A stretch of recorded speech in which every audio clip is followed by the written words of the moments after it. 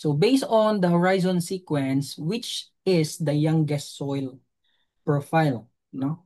Ano po yung merong may pinaka-youngest na soil horizon?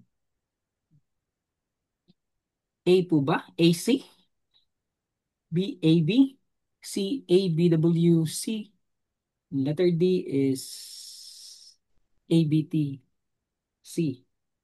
The correct answer is letter, letter, ayun, letter A, no?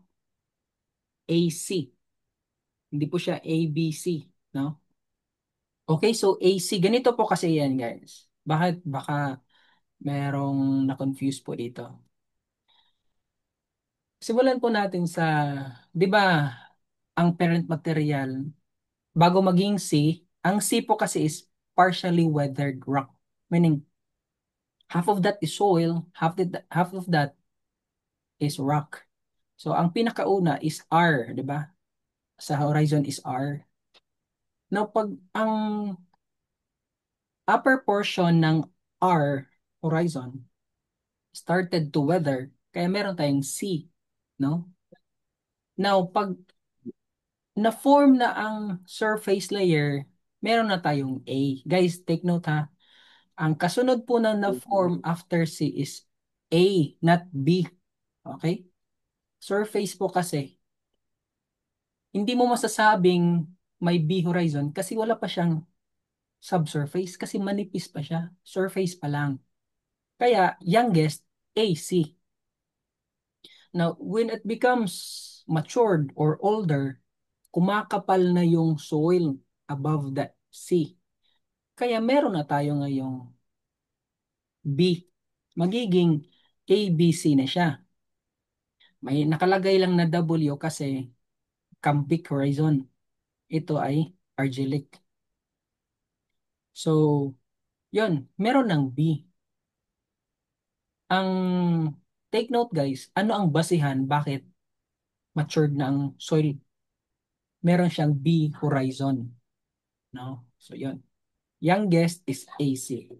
So, in between C and D, itong ABWC and ABTC, between the two, ang mas younger is yung AWC kasi Cambic horizon pa siya. Hindi pa siya argillic.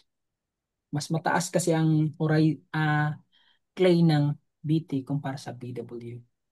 Okay, klaro po ba? Sir, yung C po ba ay unconsolidated or consolidated? Ayun. Consolidated po kasi guys is meaning buo po siya. For example, pag merong portion, unconsolidated, ang tamang sagot po dyan ma'am ay unconsolidated, meaning na-break na. Consolidated meaning buo.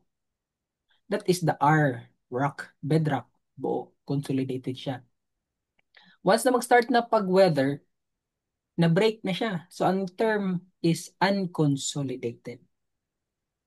Biyak-biyak or breaks. So, yun po. Sir, ano po yung E horizon? Ang E, meron pong, ito. Ang E horizon guys, usually, hindi po, kung mapansin nyo dito, walang E sa ating options.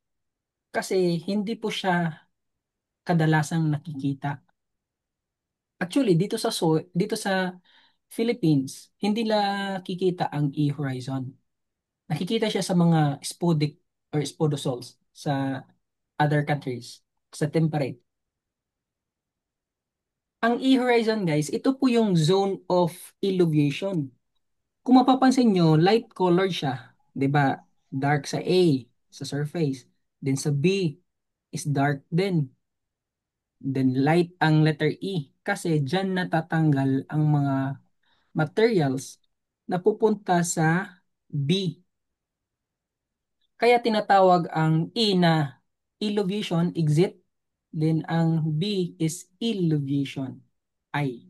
No? So yan. Clear po ba?